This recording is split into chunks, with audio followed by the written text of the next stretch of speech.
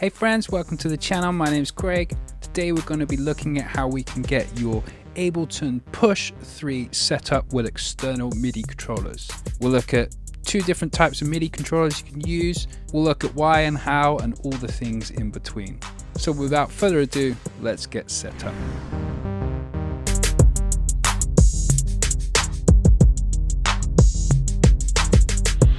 First thing you're going to want to do is plug in your controller and plug it into the USB port on the back of the Push.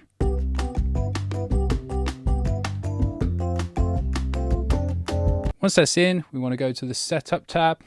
We want to go to MIDI, and then we want to scroll down until we find our controller. Depending on what you want to do with your controller, if you want to just play MIDI notes, you'll have track selected.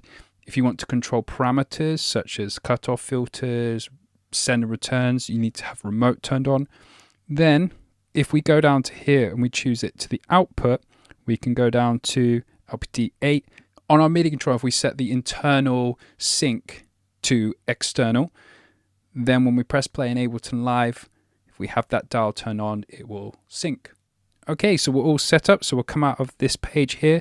Now we're ready to MIDI map. That's where, if you're a standalone user, at present, I'm filming this video July 2023, we get stuck because there's no way as yet to assign things with the standalone.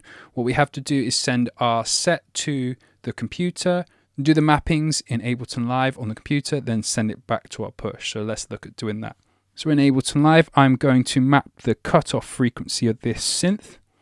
I'm going here, I'm going to turn this dial here to do the cutoff frequency, and I'm going to do this one here to do the delay. So there we go. So now if I was to play this synth here, I can do the cutoff frequency, and then I can also adjust the delay. Now, why is that important? Why don't you just use the controls up there, you're probably asking.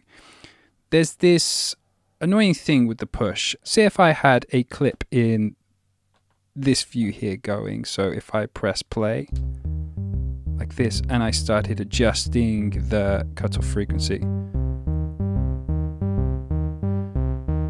and I want to carry on going and launch another clip, see what happened there? The track switched over and it started controlling the effects on the Push there. There's no like track lock system. So this can be very frustrating in a live performance. That's why I always recommend to my students in live performance terms, to use an external MIDI controller to control the audio effects. So now we've got this mapped here. So now I'm controlling it on this external controller here.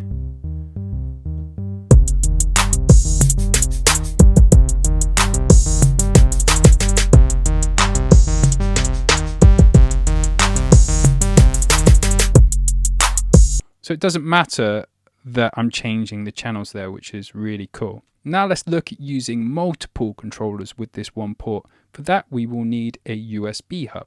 Okay, so the USB hub that I like using is the Anchor.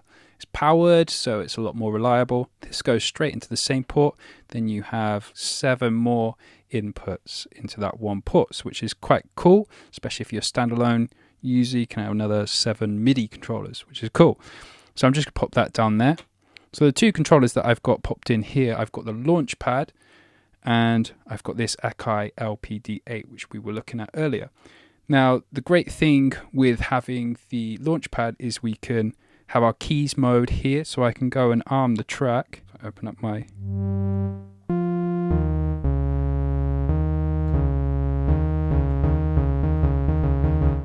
So I can be controlling the keyboard while still in session mode, which is great, and it works a lot like the note mode on the Push 3, which is awesome.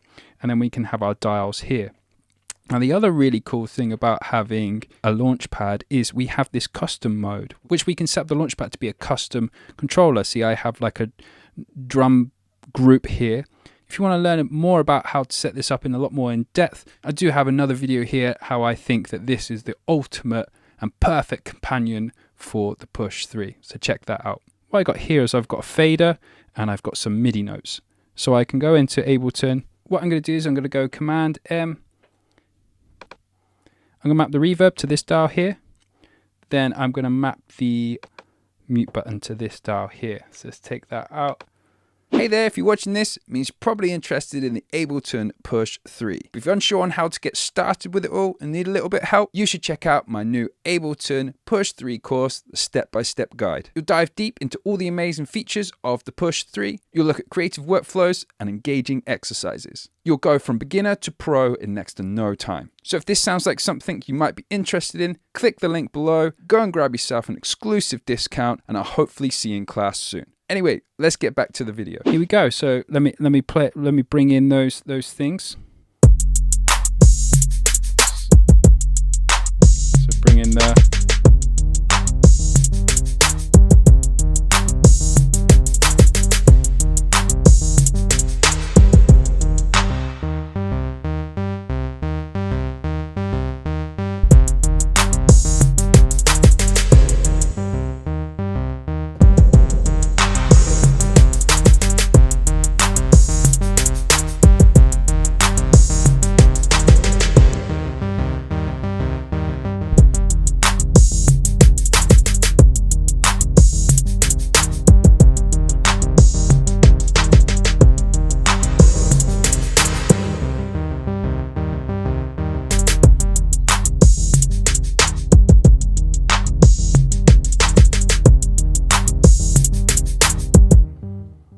Cool, so you see there how I can quite quickly be controlling stuff on here. I had some more clips on the Push, I could bring them in. But yeah, that's how you get set up with external MIDI controllers on the Push 3 using a Anchor Hub, Launchpad Mini, and Akai LPD8. If you enjoyed this video, want to learn more about the Push 3, I have a bunch more videos here. Also, if you want to learn some more about Ableton Live, I have a bunch of helpful videos here. Hopefully see you in another video sometime soon. Bye for now.